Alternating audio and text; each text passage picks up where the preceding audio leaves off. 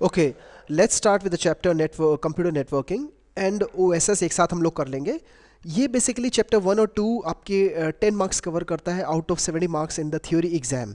सो सबसे पहले हम स्टार्ट करते हैं कि what is a computer network. So computer network basically हमारा होता क्या है? It is a collection of interconnected computers and other devices which are able to communicate with each other and share hardware and software resources. So this is the definition of a computer network. So computer network में basically जितने भी interconnected devices होंगे वो सारे के सारे हमारे computer network का part होते हैं। For example, जैसे मैंने अपने मोबाइल फ़ोन को अपने लैपटॉप से कनेक्ट किया, so that means ये भी एक कंप्यूटर नेटवर्क फॉर्म कर रहा है। ठीक है, so any device, it could be a printer, it could be a scanner, it could be computer to computer. So whenever we connect all these devices together it forms a computer network. And after forming a computer network इसके कुछ advantages होते हैं। So let's see what are the advantages of making a computer network. So पहला हमारा जो advantage है वो है रिसोर्स शेयरिंग। रिसोर्स शेयरिंग का मतलब ये हो गया कि जैसे मान लो मेरे पास एक प्रिंटर है और 5 कंप्यूटर मेरे पास है और एक ही प्रिंटर है। एक प्रिंटर को मैं 5 कंप्यूटर पे तो कनेक्ट नहीं कर पाऊंगा, मैं एक ही कंप्यूटर से उसको कनेक्ट कर सकता हूँ। लेकिन instead of purchasing 5 different printers for individual 5 computers, मेरा एक ही प्रिंटर अगर मैं नेटवर्क में कर देता हूँ सारे कंप्यूटर्स 5 कंप्यूटर्स को, so they can actually share that printer. So I can share that printer with other 4 computers also. So that is something known as a resource sharing. मेरी हार्ड डिस्क की capacity ज़्यादा है, उनकी hard disk की capacity कम है, तो I can share my hard drive also. So that is उसका advantage हो गया कि रिसोर्स शेयरिंग होता है। सेकंड जो एडवांटेज है वो है कॉस्ट सेविंग। सो अल्टीमेटली मेरे को जब 5 कंप्यूटर के में 5 प्रिंटर खरीदने नहीं पड़े, मुझे सिर्फ एक ही प्रिंटर खरीदना पड़ा। So that means it will save my cost also.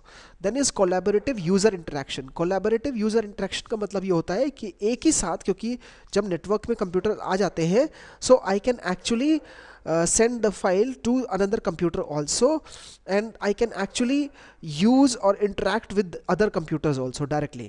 So that is collaborative user interaction हो जाता है। इससे हेल्प क्या मिलती है?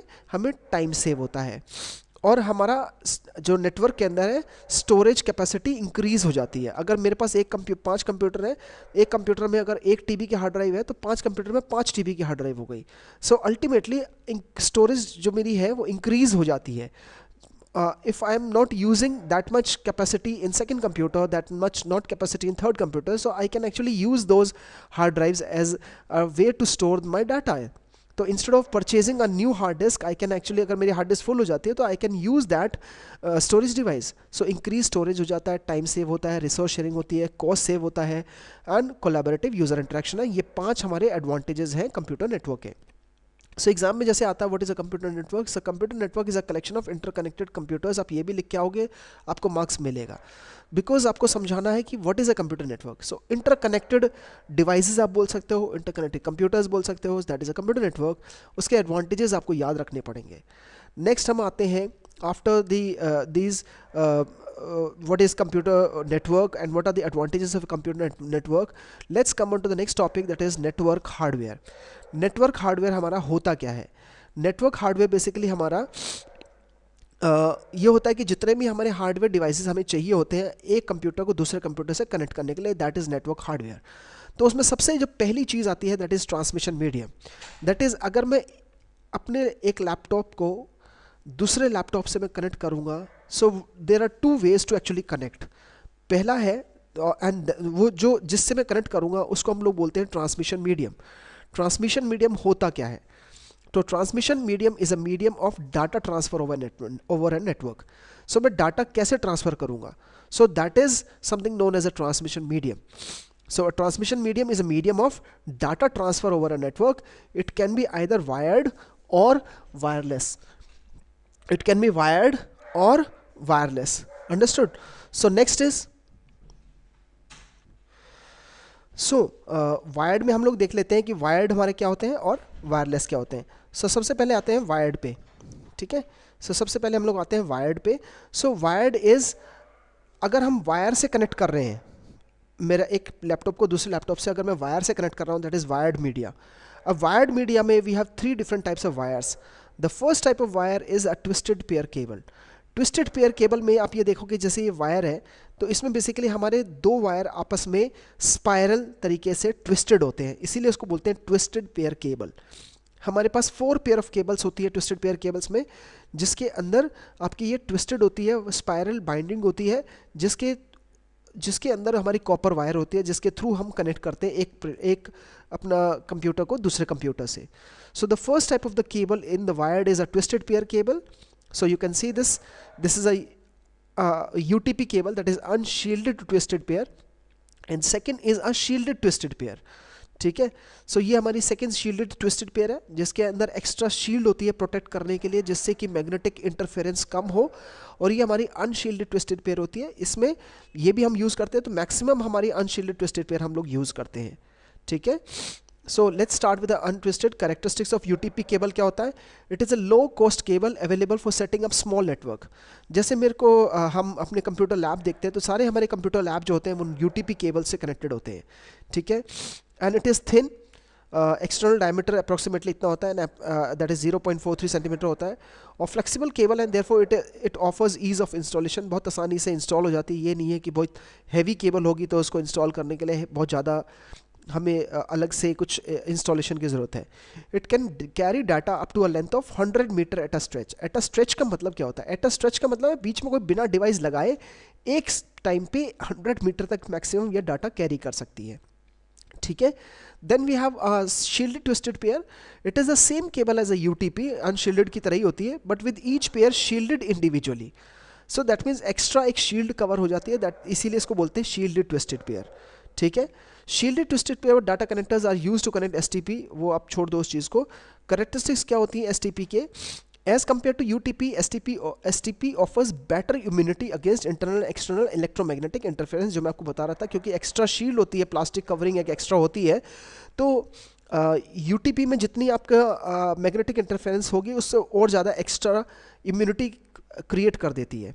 Now it is expensive than the UTP cable. As compared to UTP cable, STP cable is difficult to install. Okay. Next type of the cable, so पहली हम लोगों ने वायर्ड मीडियम में हमने देख लिया है, first is the twisted pair cable. Then is the second type of the cable is a coaxial cable, और जिसको हम लोग कोएक्स भी बोलते हैं। कोएक्सियल केबल वो वायर होती है जो हम लोग अपने टीवी में यूज़ करते हैं, जो डिश से हमारी आ रही होती है या केबल से हम कनेक्ट करते हैं अपने टीवी को, तो वो उस केस में हमारे पास कोएक्सियल केबल होती है। इसके जो कैरेक्टरिस्टिक्स है कोएक्सियल केबल की, वो ये है कि it can carry data for a large distance. जैसे हमारा इथरनेट केबल थी, तो मैक्सिमम उसका at a stretch it can carry data up to 100 metre capacity. लेकिन जो हमारा कोएक्सियल केबल है उसकी जो कैपेसिटी है वो 185 मीटर से लेके 500 मीटर तक होती है। It is less susceptible to electromagnetic fields, bulkier होती है, and less flexible than twisted pair. Twisted pair आराम से मुड़ जाती है, लेकिन यहाँ पे ये मुड़ती नहीं है आसानी से। ठीक है, due to its thickness and less flexibility it is difficult to install as compare to a twisted pair cable. Now, earlier coaxial cable was also used for connecting computers in small networks, but now UTP or STP cables are more commonly used for this purpose. Then the third type of the wire that we use in a computer network is a optical fiber cable. जो optical fibre cable है वो बहुत आपका इसमें होते क्या है? It contains long and thin strands of glass. So main चीज़ जो इसमें पार्ट है वो ये है कि it contains long and thin strands of glass. तो बहुत पतला ग्लास होता है, वो इतना ग्लास होता है कि हमें मतलब ऐसे जैसे एक सिंगल हमारा हेयर होता है ना, इतना पतला वो होता है, वायर होता है उसके अंदर। ठीक है ना, और इसमें एक सिंगल ऑप्टिकल फाइबर केबल में there can be hundreds of this long thin strands of glass. So optical fibre cable में 3 पार्ट होते हैं, कोर है, ठीक है, देन क्लैडिंग है, एंड देन बफर कोटिंग होती है। Buffer coating is the outer coating हमारी होती है। ठीक है, और ये जो हमारा मेन कोर जो होता है उसके अंदर एक्चुअल में लाइट ट्रैवल करती है, जो मेन एक्चुअल में जो थिन ग्लास स्ट्रैंड्स होते हैं उसके थ्रू हमारा डाटा ट्रांसफ़र होता है। नाउ कैरेक्टरिस्टिक देख लेते हैं। It can carry data for a very large distance at a stretch, इसकी कोई मतलब लिमिटेशन नहीं है। जैसे फॉर एग्जांपल हमारी इथरनेट वायर के अंदर हमारी जो लिमिटेशन थी that was up to a stretch of maximum 100 metres, whereas in coaxial cable it was from 185 to 500 metres. लेकिन इसकी कोई कैपेसिटी नहीं है, इसकी कोई लिमिटेशन नहीं है। You can even connect one continent to the other continent, एक कॉन्टिनेंट से दूसरे कॉन्टिनेंट में भी फाइबर ऑप्टिक वायर डाल के आप कनेक्शन क्रिएट कर सकते हो। Now it is not susceptible to electromagnetic fields because इसमें कोई कॉपर यूज़ नहीं हो रहा है। So it is not susceptible to any electromagnetic field. जो सस्पेक्टेशन हमारी उसमें थी कोएक्सियल केबल और इथरनेट केबल में थी, वो इसमें है ही नहीं, बिल्कुल ज़ीरो होती है। Specially skilled people are required to install optical fibre cable, and till date it is the most expensive and at the same time the most efficient cable available for computer networks. Now ये comparison है तीनों cables का. The first is a twisted pair cable, second is a coaxial cable and third is a optical fiber cable. So data transfer rate सबसे ज़्यादा आपका optical fiber में मिलेगा. Data transfer range भी सबसे ज़्यादा आपकी optical fiber में है, उसकी कोई limitation नहीं है. Interference susceptibility इसकी more है, उसकी less है and then उसकी zero है. Cost of cabling least more than Ethernet and it's very expensive. So we have learned the first of the hardware, computer hardware, that is the transmission medium में हम लोगों ने wired media देख लिया है। तो वायर्ड मीडिया में कितनी वायर्स हमारे पास है? 3 वायर है। फर्स्ट इज इथरनेट केबल, जिसको हम लोग ट्विस्टेड पेयर केबल भी बोलते हैं। ट्विस्टेड पेयर में 2 टाइप के केबल्स है, यूटीपी और STP, that is unshielded twisted pair और shielded twisted pair. Then we have coaxial cable and then finally we have optical fibre cable. Okay, now wireless medium में, इसी में जैसे अगर मैं मान लो एक कंप्यूटर को दूसरे कंप्यूटर से वायरलेस के थ्रू कनेक्ट करना चाहता हूँ, तो कितने तरीके मेरे पास हैं। तो जब भी हम वायरलेस में कनेक्ट करना चाहते हैं तो सबसे जो पहली चीज़ है वो ये देखनी होती है कि लाइन ऑफ साइट की ज़रूरत है या नहीं है, ठीक है, और जो मेरे सिग्नल वो सेंड कर रहा है वो ओमनी डायरेक्शनल है कि यूनि डायरेक्शनल है। ये 2 चीज़ें बहुत इंपॉर्टेंट है, मैं आपको ये समझा देता हूँ, ठीक है। सो अगर आप ये समझ जाते हो तो पूरा आपका वायरलेस वाला आपका कॉन्सेप्ट क्लियर हो जाएगा। First is the direction and third first is a direction में it could be either omnidirectional और unidirectional, ठीक है। और दूसरी चीज है लाइन ऑफ साइट, जिसको LOS भी बोलते हैं, लाइन ऑफ साइट। अब ये 2 चीजें आपको समझनी है। अगर आप ये 2 चीजें समझ जाते हो तो सारे वायरलेस मीडियम आप आसानी से समझ जाओगे। Then the first is the direction. तो ओमनी डायरेक्शन का मतलब है कि जो सिग्नल सेंड हो रहा है वो किसी एक डायरेक्शन में नहीं है, वो चारों तरफ सेंड हो रहा है। लेकिन यूनि डायरेक्शन का मतलब होता है जो सिग्नल है वो सिर्फ एक ही डायरेक्शन में सेंड हो रहा है। जैसे फॉर एग्जांपल अगर हम रिमोट कंट्रोल लेते हैं और अपने टीवी की तरफ रिमोट से प्रेस करते हैं, so it should be in the same direction. अगर हम उसका डायरेक्शन रिमोट का अपोजिट डायरेक्शन में कर देंगे या उसको लेफ्ट साइड में कर देंगे, सो मेरा वो रिमोट प्रेस तो होगा, सिग्नल भी सेंड करेगा, लेकिन मेरा टीवी ऑन नहीं होगा। So that means remote control कैसा डायरेक्शन छोड़ रहा है? Unidirectional. लेकिन मैं अगर रेडियो की बात करूँ, जो आप रेडियो सुनते हो, FM सुनते हो, AM सुनते हो, तो उसमें FM जो सुनते हो उसमें आपका जो डायरेक्शन सेंड करता है, जहाँ से भी वो सेंड हो रहा है, वो ओमनी डायरेक्शनल है। मतलब एक डायरेक्शन में नहीं है, वो उसके चारों तरफ सिग्नल को सेंड करता है। अगर एक ही डायरेक्शन में होता तो इन दैट केस आपको अपना जो FM जो एंटीना है वो उसकी डायरेक्शन में होना चाहिए, तभी आप उसको सुन पाते, नहीं तो नहीं। लेकिन आपका एंटीना किसी भी डायरेक्शन में हो, ऑटोमेटिकली आप उसको सुन लेते हो। लेकिन अगर आप अपने डिश की बात करो, जिससे आप टीवी में अपने टीवी चैनल्स देख सकते हो, तो वो डिश जो है एक ही डायरेक्शन में होना चाहिए। अगर आप उसकी डिश की डायरेक्शन चेंज कर दो तो अल्टीमेटली आपके सिग्नल भी लूज हो जाएंगे।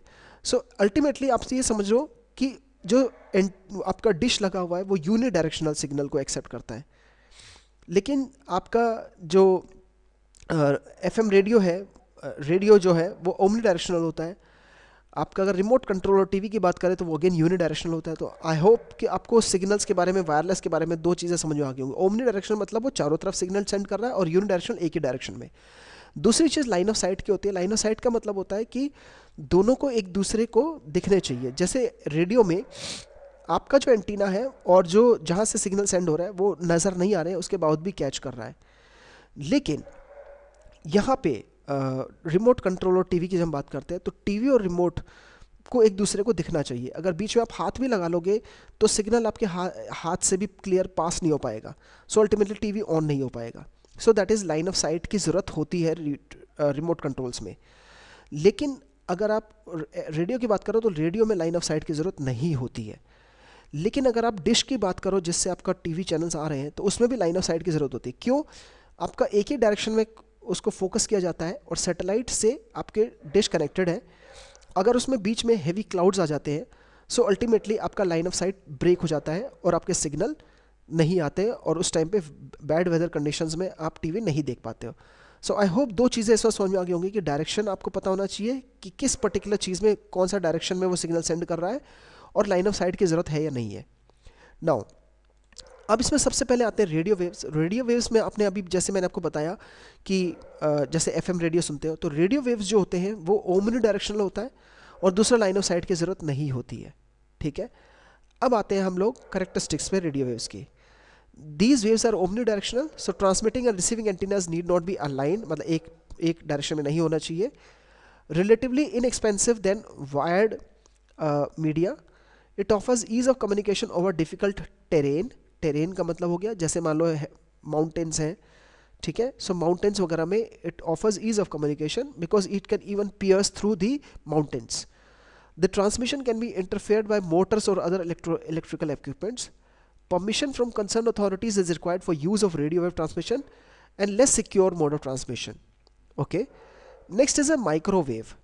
So microwave basically हमारा क्या होता है, जिसके अंदर आप एक बिल्डिंग को, जैसे मान लो एक बिल्डिंग यहाँ पर है, दूसरी बिल्डिंग यहाँ पे, दोनों को आपस में कनेक्ट करना चाहते हो, ठीक है।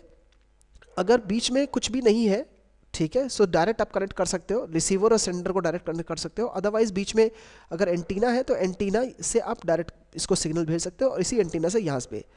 लेकिन इसमें जो करेक्टरिस्टिक्स है, first is it is free from land acquisition rights. Free from land acquisition rights का मतलब ये है क्योंकि ये पर्सनल होता है, प्राइवेट होता है, तो किसी से परमिशन लेने की ज़रूरत नहीं होती है।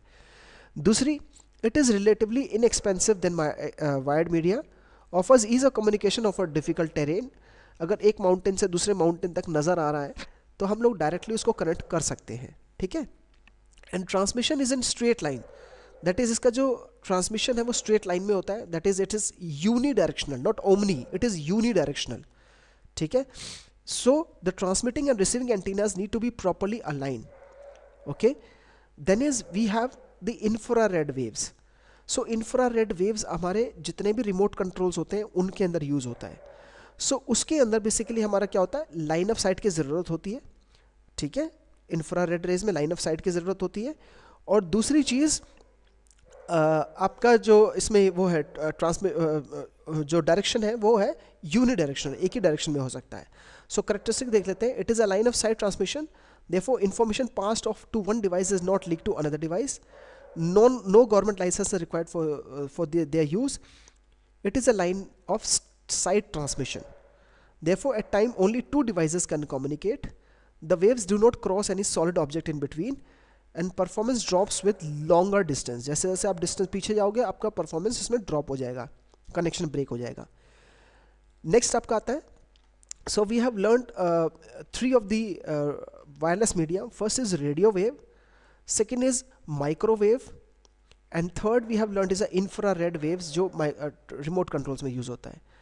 फोर्थ आपका आता है Bluetooth.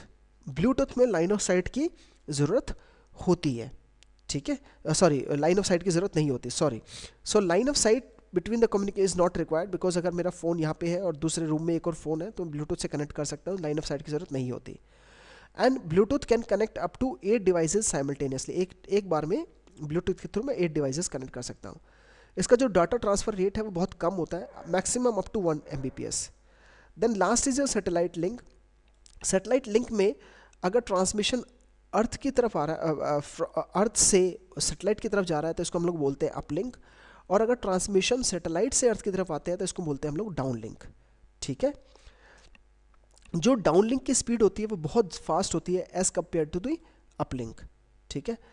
Next is basically the characteristics. Satellites cover large area of the earth. जैसे ये सैटेलाइट है तो ये यूरोप में भी सिग्नल पहुंच रहे हैं उसके, और एशिया में भी पहुंच रहे हैं। Satellites cover large area of the earth. Since communication over very long distance is possible, this becomes a commercially attractive option This system is expensive, requires legal permission. So we have learned, if you can see this table, communication medium में दो medium थे, wired और wireless. Wired में we have three types of cables, that is twisted pair, then we have coaxial cable, and finally we have optical fiber cable. लेकिन unguided media में we have radio waves, then we have microwave, and then finally the infrared, and then besides this we also have what, इसके अलावा क्या होता है, Bluetooth भी होता है, ठीक है, और सैटेलाइट भी हमारे पास होता है, ठीक है. Now next is a network devices. तो पहले तो हम लोगों ने देखी है कि वायर में हमारे मतलब ट्रांसमिशन मीडियम के लिए आप या तो वायरलेस मीडियम चूज़ कर सकते हो या वायर्ड मीडियम चूज़ कर सकते हो. एक बार आपने चूज़ कर लिया कि भाई चलो ठीक है, मेरे को वायरलेस के थ्रू कनेक्ट करना है, उसके अलावा कौन कौन से डिवाइसेस आपको चाहिए होंगे अपने कंप्यूटर्स को आपस में नेटवर्क में लेके आने के लिए. तो इसमें सबसे जो पहली चीज़ चाहिए होती है उसको हम लोग बोलते हैं NIC. फुल फॉर्म NIC का है नेटवर्क इंटरफेस कार्ड, ठीक है. सो नेटवर्क इंटरफेस कार्ड एक ऐसा कार्ड होता है जिसके बगैर आप अपने किसी भी लैपटॉप को या कंप्यूटर को दूसरे डिवाइस से नेटवर्क में कनेक्ट नहीं कर सकते हो. अगर आप प्रिंटर लेके आते हो, अगर आप उसको भी नेटवर्क में डायरेक्ट कनेक्ट करना चाहते हो तो उसमें NIC होना चाहिए. वो NIC वायर्ड भी हो सकता है, वो NIC वायरलेस भी हो सकता है, ठीक है. So the first device through which the network you can actually connect the wires or even the wireless, that is your NIC. So network interface card. So what is NIC? An NIC is a device that enables computer to connect to a network and communicate.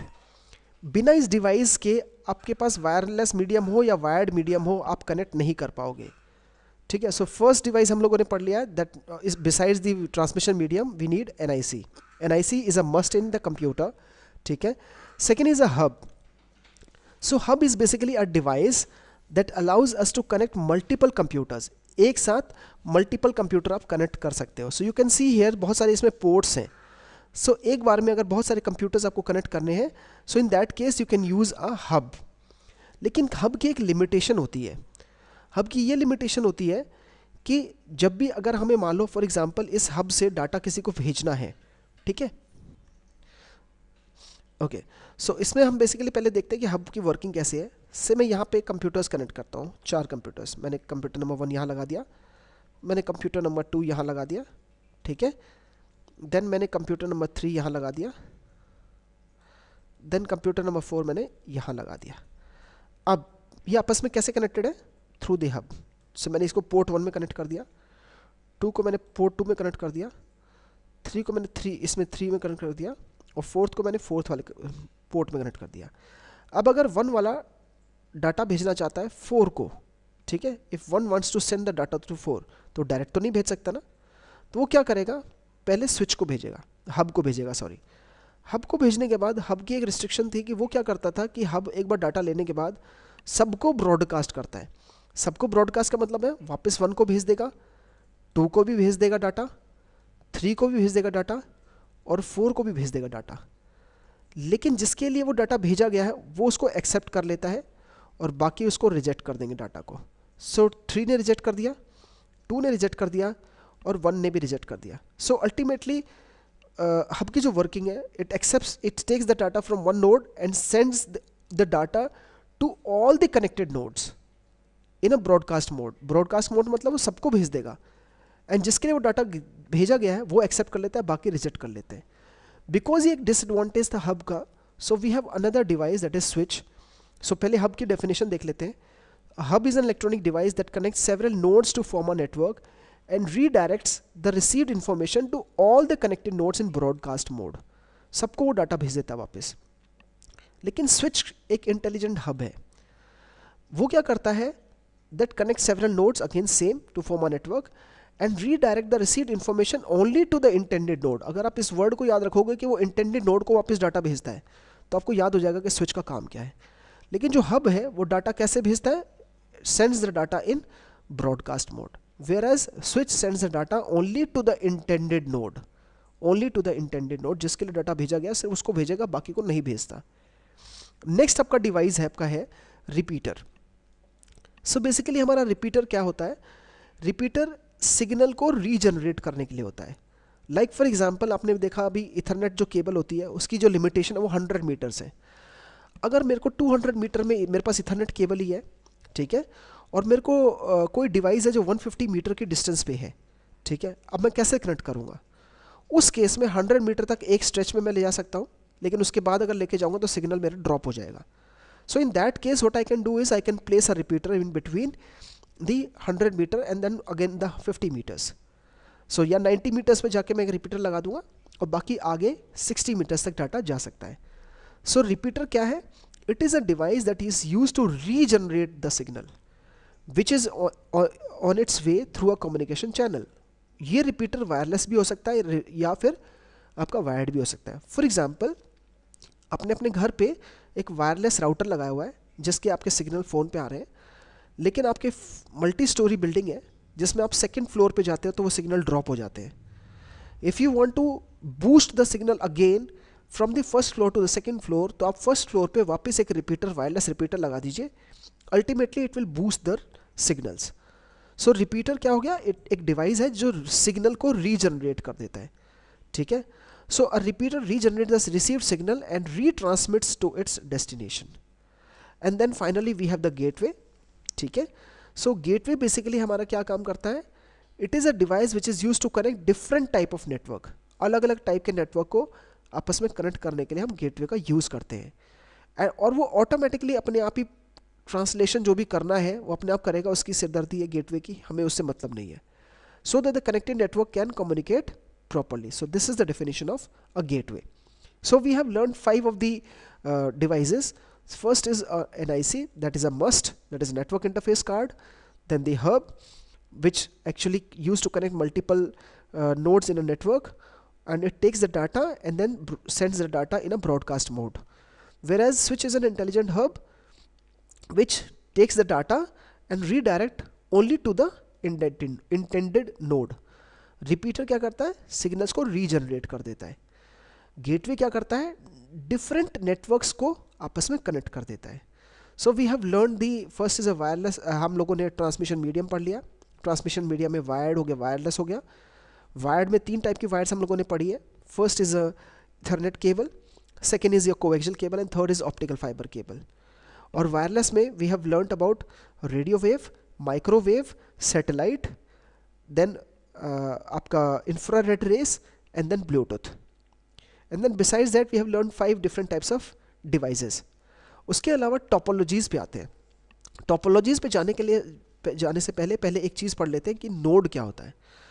Node एक ऐसा device है जो भी हमारे network में connected है. जैसे मेरा एक प्रिंटर कनेक्टेड है नेटवर्क के अंदर, मेरा लैपटॉप कनेक्टेड है, मेरा कंप्यूटर कनेक्टेड है, मेरा स्कैनर कनेक्टेड है. तो ये सारे डिवाइसेस जितने कनेक्टेड हैं सबको हम लोग, क्योंकि कंप्यूटर तो नहीं बोल सकते ना, प्रिंटर को तो कंप्यूटर नहीं बोल सकता मैं, लेकिन वो मेरे नेटवर्क में कनेक्टेड है तो इसको हम लोग बोलते हैं node. So what is a node? A node is a device which is directly connected to a computer network. It can be computer और any other device like printer, scanner etcetera. Okay, so what is a network topology? Topology पढ़ लेते हैं कि होता क्या है. Physical arrangement of the computers in a network is a topology. मतलब हम लोगों ने उसको अरेंज कैसे किया है. सो वो अरेंजमेंट को हम लोग टोपोलॉजी बोलते हैं. तो फर्स्ट टोपोलॉजी इज़ योर बस टोपोलॉजी. सो बस टोपोलॉजी में क्या होता है? एक सिंगल वायर होती है जिसको आप ये देख रहे हो यहाँ पे, ये इसको हम लोग बस बोलते हैं. ये सिंगल वायर है, this is a single wire. Now this single wire is known as a backbone. Okay, इसी के थ्रू डाटा ट्रांसमिशन होता है पूरा. इसी से सारे नोड्स कनेक्टेड है. यू कैन सी आपका नोड कनेक्टेड है, नोड कनेक्टेड है, प्रिंटर कनेक्टेड है, सर्वर भी कनेक्टेड है, ठीक है, अगेन नोड. और इस जो आपका ये बस है, इसको जो बस बोलते हैं और इसको हम बैकबोन भी बोल सकते हैं, इसके एंड पे टर्मिनेटर्स लगे होते हैं. What is the work of the terminators? To so that the signal are not leaked out of the backbone. Backbone से सिग्नल लीक ना हो, इस वजह से यहाँ पे टर्मिनेटर्स लगे होते हैं हमारे, ठीक है. Now characteristics of the bus topology is it is easy to install, it requires less cable length and hence it is cost effective. Failure of a node does not affect the network. अगर एक node खराब हो जाता है, इसमें से कोई भी एक, मान लो ये नोड खराब हो जाता है, ये डिस्कनेक्ट हो जाता है, तो इससे बाकी नेटवर्क पे कोई फ़र्क नहीं पड़ेगा, ठीक है. But in case of a cable that is a backbone or a terminator fault, the entire network breaks down. ये इसकी एक डिसएडवांटेज है.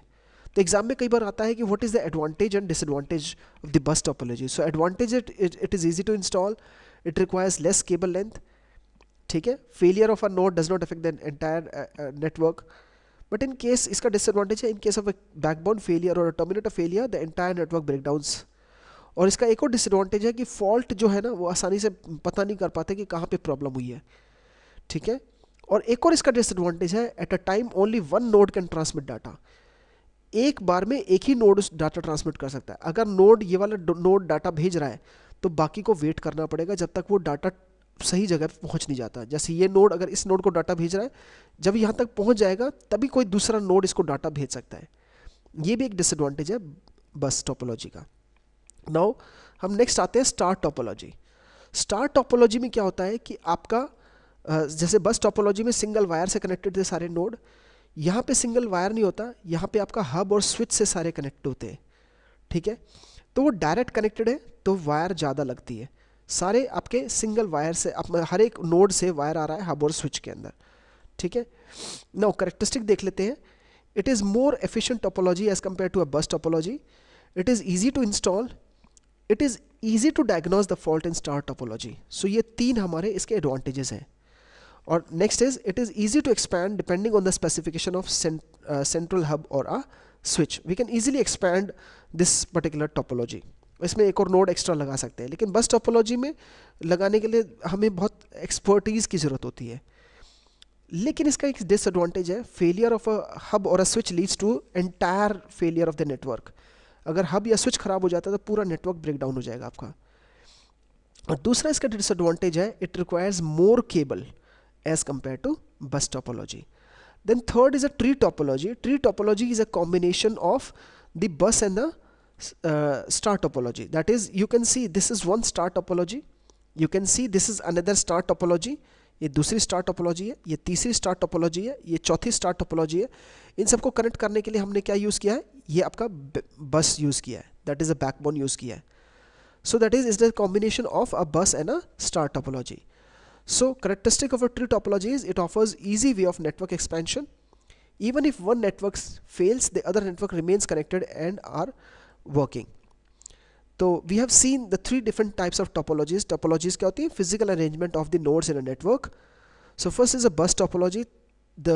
All the nodes are connected using a single backbone. Whereas in a star topology, the nodes are connected using a single hub or a switch. And in a tree topology, it is a combination of a bus as well as a star topology. Next is a network protocols. So network protocols क्या होते हैं? Protocols होते हैं हमारे rules and regulations. So network protocol is a set of rules for communication among networked devices. जो भी जितने भी network devices हैं, किस rules follow करेंगे, इसी बिना rules के data इधर से उधर नहीं भेज सकते. So protocols generally include rules of how and when a device can send or receive the data, how is the sent data packaged, and how it reaches its destination. So वो rules जो है वो हमारे network protocols उनको बोलते हैं हम लोग. So सबसे पहला जो protocol है that is HTTP, जिसका full form है हाइपर टेक्स्ट ट्रांसफ़र प्रोटोकॉल. ये हमारा जो प्रोटोकॉल है इंटरनेट पे फाइल्स को एक जगह से दूसरी जगह भेजने के लिए यूज़ होता है. So HTTP is used to transfer all files and other data from one computer to another on the world wide web. ठीक है, जितने भी ब्राउज़र होते हैं, आप जैसे मान लो कोई वेबसाइट वगैरह खोलोगे तो यहाँ पे जब आप वेबसाइट खोलते हो, ठीक है, तो उस वेबसाइट में यहाँ पे आपने ऊपर देखा होगा HTTP कुछ लगा होता है, http://www. से फॉर एग्जाम्पल cscam.com. ठीक है, सो ये बेसिकली क्या है, सो यहाँ पे HTTP जो है, ये अभी वेबसाइट नहीं मिल रही है, so this is basically your HTTP protocol. जो भी वेबसाइट खुलेगी, कोई भी वेबसाइट, चाहे वो फेसबुक हो, चाहे कोई google.com हो, वो आपका HTTP प्रोटोकॉल के थ्रू आपके ब्राउज़र तक पहुंचती है. Next is your TCP/IP protocol. So TCP/IP का फुल फॉर्म है, TCP से है ट्रांसमिशन कंट्रोल प्रोटोकॉल और IP से है internet protocol. It is the basic protocol of the internet. So basic protocol है इंटरनेट का. जब भी कम्युनिकेशन होगा दो कंप्यूटर के बीच में तो वो TCP/IP के थ्रू ट्रांसमिशन स्टार्ट होता है. ठीक है, next is your PPP, that is point to point protocol. It is a protocol for direct communication between two computers. Typically a personal computer connected by phone line to a server. That means जितने भी हमारे modems आते हैं, तो modem में क्या होता है, जैसे फ़ोन की लाइन उसमें कनेक्टेड होती है और उससे हमारे कंप्यूटर में कनेक्टेड होती है, तो वो मॉडम जो यूज़ होते हैं वो हमारा पीपीपी प्रोटोकॉल यूज़ करते हैं, that is point to point protocol. ठीक है, now so we have learned the three different types of protocols. First is HTTP, that second is a TCP/IP, and third is a PPP, that is a point to point protocol. Now is a type of a networks. What are the different types of networks? Type of a network का मतलब होता है कि किस तरीके से connections, कितने connections हुए हैं, किस जोग्राफिकल एरिया में हुए हैं, किस सिटी में हुए हैं, उनके बेसिस पे चार टाइप ऑफ नेटवर्क बनते हैं। Pan is a personal area network. Personal area network के अंदर क्या होता है कि मेरे पर्सनल डिवाइसेस आपस में कनेक्टेड हैं। आप देख सकते हो जैसे मेरा कंप्यूटर है घर में, उससे मैंने अपने कैमरे को कनेक्ट किया, अपने मोबाइल फ़ोन को कनेक्ट किया, हेडफोन को कनेक्ट किया, मैंने अपने प्रिंटर को कनेक्ट किया। सो मेरे पर्सनल डिवाइसेस हैं ये सारे। So this is something known as a personal area network. ठीक है, अगर मैंने अपने अपने फ़ोन को आपके फ़ोन से कनेक्ट किया ब्लूटूथ के थ्रू, that is again a personal area network. लेकिन जो लोकल एरिया नेटवर्क होता है, local area network is within a particular organisation. For example एक स्कूल है, उस स्कूल में जितने भी कंप्यूटर्स कनेक्टेड होंगे, so that will make local area network. एक हॉस्पिटल है, सिंगल हॉस्पिटल है, सिंगल हॉस्पिटल में जितने भी कंप्यूटर्स आपस में कनेक्टेड है, चाहे वो 200 कंप्यूटर्स है, चाहे वो 500 कंप्यूटर्स है, वो आपका लोकल एरिया नेटवर्क फॉर्म करेंगे।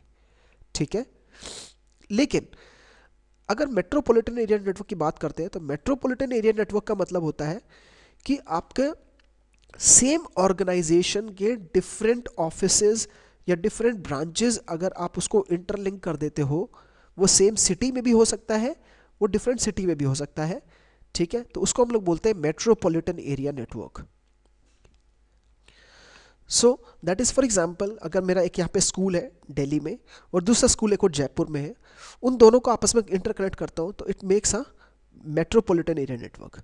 और ये भी पॉसिबिलिटी है कि एक मेरा हॉस्पिटल दिल्ली में है और दूसरा हॉस्पिटल भी दिल्ली में ही है लेकिन दूसरे लोकेशन पे है, उन दोनों को आपस में कनेक्ट करता हूँ, तो that is also a metropolitan area network. Okay, next is your wide area network. So wide area network की कोई लिमिटेशन नहीं है, it is unlimited. So that is wide area network is internet. Internet में क्या होगा, आपका कोई भी किसी से भी कनेक्ट हो रहा है, so that is something known as a wide area network. So all the connected nodes in the internet is a part of WAN, that is wide area network.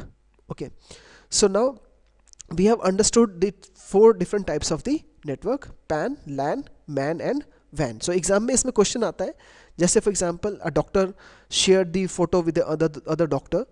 So किस टाइप का network उन्होंने form किया? So ultimately it is a PAN, personal area network, क्योंकि वो आपस में आप उसके बाद डिस्कनेक्ट कर लेंगे। ठीक है, what kind of network is formed in your computer lab? LAN.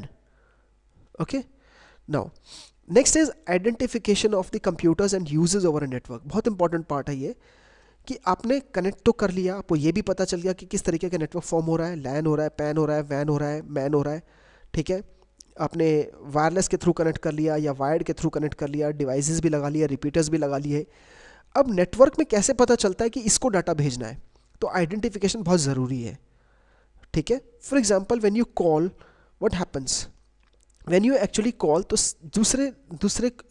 दूसरे का नंबर आपको पता होना चाहिए, तभी आप कॉल कर सकते हो। सो वो आइडेंटिफिकेशन है मोबाइल नेटवर्क के अंदर। उसी तरीके से कंप्यूटर नेटवर्क के अंदर आइडेंटिफिकेशन होना कंप्यूटर का ज़रूरी है, जिसकी वजह से डाटा एक जगह से दूसरी जगह जा सकता है, वरना पता ही नहीं चलेगा किसको कहाँ पे डाटा भेजना है। ठीक है, सो वो आइडेंटिफिकेशन दो तरीके से हम कर सकते हैं। जो पहला तरीका है that is MAC, that is media access control address. This is a fixed address, ठीक है, and this is being assign to NIC। हम पढ़ लेते हैं इसको। Each NIC has a universally unique address assign to it by its manufacturer. So that is MAC जो होता है वो मैन्युफैक्चरर देता है। जैसे फ़ोन में आपका IMEI नंबर होता है, सो वो IMEI नंबर फिक्स है, वो आप चेंज नहीं कर सकते हो। सो मीडिया एक्सेस कंट्रोल जो होता है वो NIC को दिया जाता है। NIC जिस भी मैन्युफैक्चरर ने बनाया है वो उसमें मीडिया एक्सेस कंट्रोल एड्रेस डाल के तब आगे मार्केट में उसको सेल करता है। ठीक है, So this address is known as a MAC, that is media access control address of the card. It means that a machine with an NIC can be identified uniquely through its NIC's MAC address. So every computer in the world or every node in the world will have different MAC address. हर एक का Mac address अलग अलग होगा. आपके phone में भी Mac address होगा, आपके लैपटॉप में भी मैक एड्रेस होगा, आपके अगर प्रिंटर है जो नेटवर्क में कनेक्टेड है उसका भी मैक एड्रेस होगा. सो मैक एड्रेस, और हम लोग मैक एड्रेस को चेंज नहीं कर सकते, वो परमानेंट होता है. ठीक है. So mac address of an NIC is permanent and does not never change. और मैक एड्रेस जो होता है वो 12 डिजिट हेक्साडेसिमल नंबर होता है. 12 डिजिट हेक्साडेसिमल का नंबर का हो गया, ऐसे लिखा होता है या ऐसे भी होता है, डैश करके भी लिख सकते हैं या कॉलन करके भी लिख सकते हैं. जब कॉलन करके लिखेंगे या हैश करके लिखेंगे तो पहले जो 6 डिजिट होते हैं, first 2 digit, then colon, that 2 digits, then again colon, that 2 digits. So वो जो डिजिट्स है that is something known as a manufacturer code. ठीक है, इसको हम लोग बोलते हैं manufacture code. So the first half of the mac address contains the ID of the number adapter of the adapter manufacturer. तो वो मैन्युफैक्चर कोड होता है. लेकिन जो उसके आगे का पार्ट होता है that is the serial number assign to the adapter.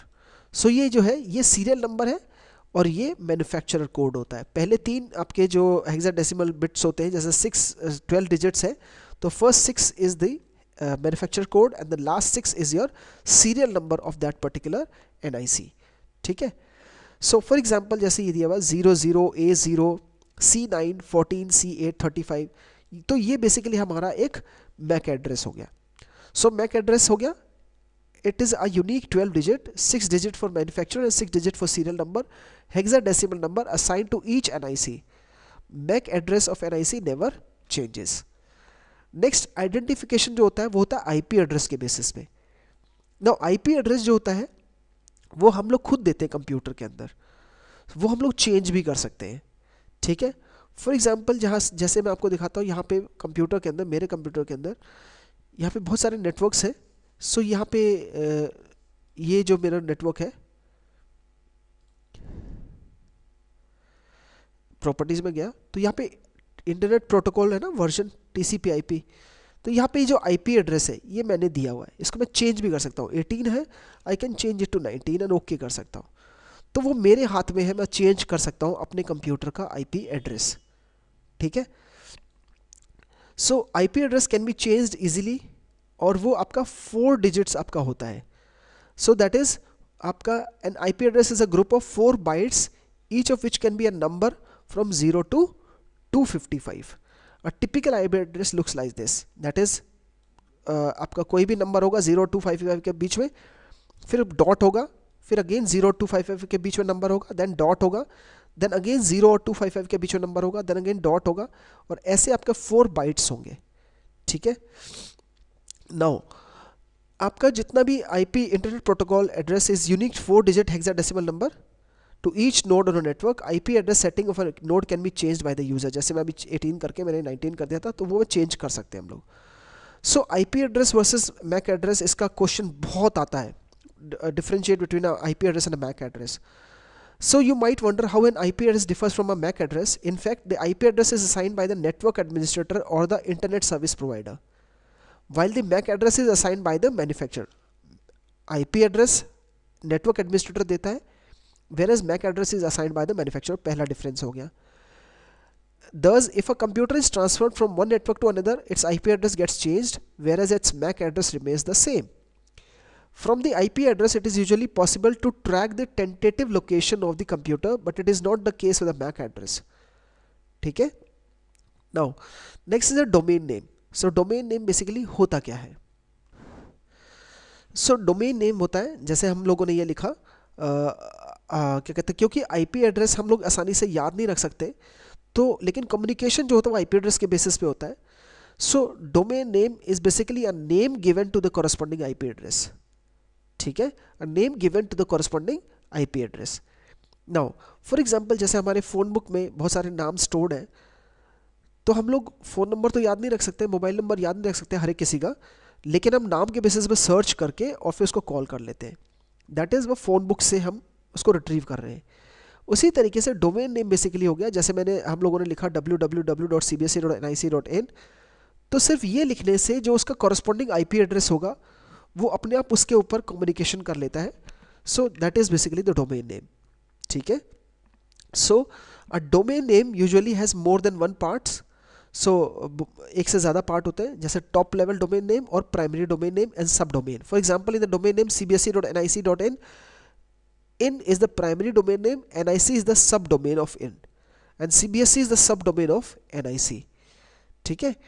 Now कुछ जेनरिक डोमेन नेम्स है, जैसे .com कहाँ पे यूज़ होता है, कमर्शियल बिजनेस के लिए यूज़ होता है. .edu एजुकेशनल इंस्टीट्यूशंस के लिए होता है. .gov गवर्नमेंट एजेंसीज के यूज़ होता है. .mil मिलिट्री के लिए. .net नेटवर्क ऑर्गेनाइजेशन के लिए. .org नॉन प्रॉफिट ऑर्गेनाइजेशन के लिए. बहुत बार क्वेश्चन आता है .org का. Then we have also have the country specific domain names, like we have for India it is IN, for Australia it is AU, for Canada it is CA, for China it is CH, New Zealand के लिए NZ है, पाकिस्तान के लिए PK है, Japan के लिए JP है, and United states America के लिए .US है. ठीक है. अब डोमेन नेम रिजोल्यूशन बहुत इंपॉर्टेंट पार्ट है. डोमेन नेम रिजोल्यूशन क्या होता है कि जब भी हम एक जगह से दूसरे जगह डाटा भेजते हैं, ठीक है, तो हम लोग सिर्फ वेबसाइट का नाम लिखते हैं, लेकिन वो जाता है सबसे पहले किसके पास जाता है, DNS सर्वर के पास जाता है, और DNS सर्वर से उसका IP एड्रेस लेता है. जैसे हमारे फ़ोन में फ़ोन बुक होता है, वैसे ही वो DNS सर्वर क्या होता है, DNS सर्वर सारे वेबसाइट के आगे उसके IP एड्रेस लिस्टिंग होती है.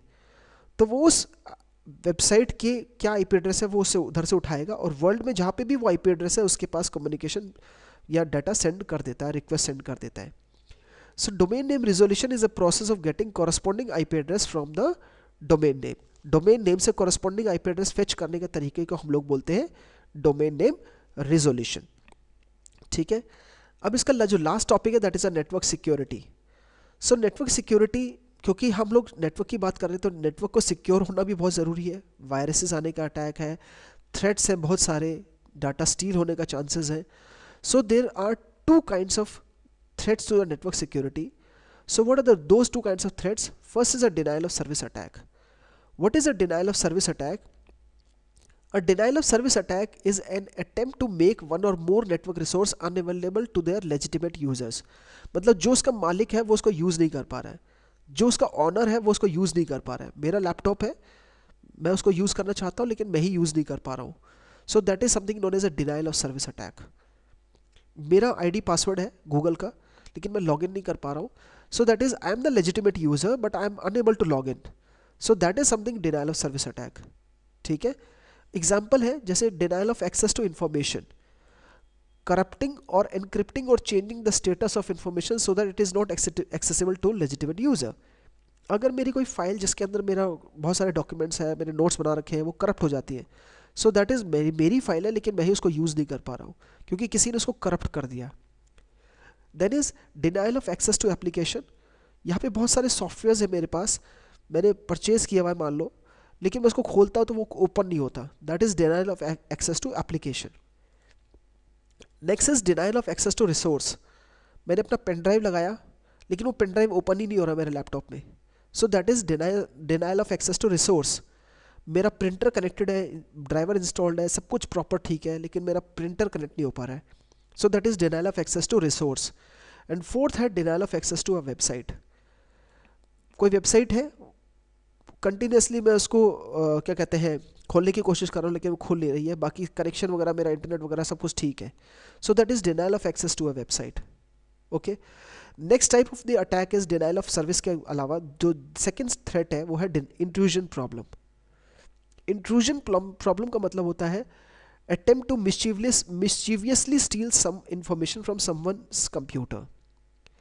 तो वो दो तरीके से हम डाटा को चोरी कर सकते हैं. पहला है snooping. Intrusion problem is stealing someone else's data. तो दो तरीके से चोरी कर सकते हैं. पहला स्नूपिंग है और दूसरा हमारा है eavesdropping. Snooping is gaining unauthorised access to another person और ऑर्गेनाइजेशन डाटा. जैसे मैं अपना ID पासवर्ड लिख रहा हूँ, पीछे से कोई देख रहा है, दैट इज स्नूपिंग. ठीक है. कोई सॉफ्टवेयर ऐसा इंस्टॉल कर दिया जिससे कि वो आसानी से उसका वो डाटा मेरा पता कर सकता है कि मैंने क्या पासवर्ड टाइप किया है, दैट इज़ अगेन स्नूपिंग. सो वो मेरे लैपटॉप को यूज़ करेगा डाटा चोरी करने के लिए, लेकिन ईव्सड्रॉपिंग में वो मेरे बिना लैपटॉप को यूज़ किए मेरा डाटा चोरी कर लेगा. सो फॉर एग्जाम्पल ईव्सड्रॉपिंग में बेसिकली होता क्या देख लेते हैं. Eavesdropping refers to gaining unauthorised access to another person और organisation data while the data is on its way to the network. For example, by setting up parallel telephone line, by installing some software in the target computer, by installing some receiver which captures the data while on its way. So these are some eavesdropping threats. Snooping में हम खुद system को use करके data चोरी करते हैं, लेकिन eavesdropping में सिस्टम की ज़रूरत नहीं होती, रास्ते में से ही डाटा चोरी कर लेते हैं. ठीक है. Then is how to make the network secure. So there are various ways, and let's see some of the ways. First is you should keep a strong login ID and password. Okay. Then you can install a firewall. Firewall का question बहुत आता है exam में. What is a firewall? So firewall is a hardware or a software device. ठीक है. That prevents or prohibits unauthorized access to or from the computer. ठीक है. जो unauthorized access है उसको ब्लॉक कर देता है. So firewall can be either hardware or a software. दोनों में से कुछ भी हो सकता है. तो एग्जाम में क्वेश्चन आता है तो प्लीज़ ये लिखना कि firewall is a hardware or a software that prohibits unauthorized access to or from the computer. Then we can also install antivirus softwares. ठीक है. हम लोग फाइल परमिशन भी लगा सकते हैं अपने सॉफ्टवेयर में, अपने फाइल्स में परमिशन लगा सकते हैं कि कौन इसको एक्सेस कर सकता है, कौन एक्सेस नहीं कर सकता है. सो ये आपका हमारा चैप्टर कंप्लीट हो गया है. ठीक है. So we have learned most of the concepts in this chapter and let's hope कि आप इसको समझ जाओगे. एंड इसमें बेसिकली हमारे कुछ क्वेश्चंस भी हैं जो मैंने इसमें बनाए हुए हैं. So you can go to the website cskm.com/ip.html. वहाँ से ये इसको डाउनलोड भी कर सकते हो.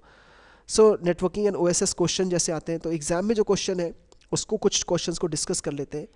सो बहुत सिंपल क्वेश्चंस आते हैं इससे रिलेटेड, जैसे तारा Nathani wants to upload and download file to or from remote server. Write the name of the relevant communication protocol which will let her do the same. So जब भी आप फाइल डाउनलोड या upload करना चाहते हो तो उसके लिए एक ही प्रोटोकॉल यूज़ होता है, दैट इज़ FTP. अब बोलोगे कि इंटरनेट की बात कर रहे थे तो HTTP प्रोटोकॉल होता है. HTTP होता है जब आप ब्राउज़र पे कुछ डाटा भेजते हो तो HTTP प्रोटोकॉल यूज़ होता है. लेकिन अगर वो फाइल डाउनलोड कर रहा है, in that case it is the file transfer protocol through which the file is being downloaded. Okay. Next is two doctors in the same room have connected their palm tops using Bluetooth for working on a group presentation. Out of the following, what kind of network they have formed? LAN, MAN, PAN, WAN. दो doctor हैं, आपस में उन्होंने अपने palm tops connect किए हैं Bluetooth से, तो ultimately the answer will be PAN, that is personal area network. ठीक है. So simple 1 mark question. Next is arrange the following communication channel in the ascending order of their data transmission rate. सबसे पहले Ethernet cable है, optical fibre है, telephone cable है, coaxial cable है. हम अगर टेलीफोन केबल को हटा देते हैं तो अल्टीमेटली यू नो इथरनेट सबसे स्लो स्पीड वाला होता है, फिर कोएक्सियल होता है, देन ऑप्टिकल फाइबर होता है, लेकिन उससे भी स्लो आपका टेलीफोन केबल होता है. तो सबसे पहले टेलीफोन केबल आएगा, देन इथरनेट आएगा, देन कोएक्सियल आएगा, देन ऑप्टिकल फाइबर आएगा. नेक्स्ट क्वेश्चन इज आपका which of the following is not a characteristic of open source software. ये ओपन सोर्स सॉफ्टवेयर नेक्स्ट जो चैप्टर है उससे रिलेटेड क्वेश्चन है. ठीक है. सो आप इसकी वीडियो देख लेना ओपन सोर्स सॉफ्टवेयर की, आपको समझ में आ जाएगा.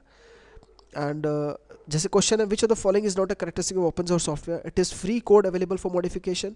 Yes. It can be downloaded from internet. Yes. But it is not owned by any company. तो आंसर है it is owned by a company or individual. ये wrong है, as open source software is not owned by any company. This is wrong statement. Now Jack Khanna is confused between the terms domain name and URL. ये बहुत question आता है URL और domain name में. तो ये याद रखो कि URL जो URL का फुल फॉर्म है यूनिफॉर्म रिसोर्स लोकेटर. ठीक है. Which is a complete path to a resource over internet. लेकिन डोमेन नेम जो होता है it is a name assigned to a server in a DNS. URL के 4 पार्ट होते हैं. प्रोटोकॉल होता है, डोमेन नेम होता है, जैसे यहाँ पे ही HTTP ये प्रोटोकॉल है, ये www.cbse.nic.in ये डोमेन नेम है. देन आपका थर्ड होता है पाथ और चौथा होता है resource file. So these are the 4 parts of URL. Whereas domain name usually different parts. Example top level domain name और primary domain name and subdomain name. Example हो गया जैसे इसमें CBSE, Facebook, Google. ठीक है.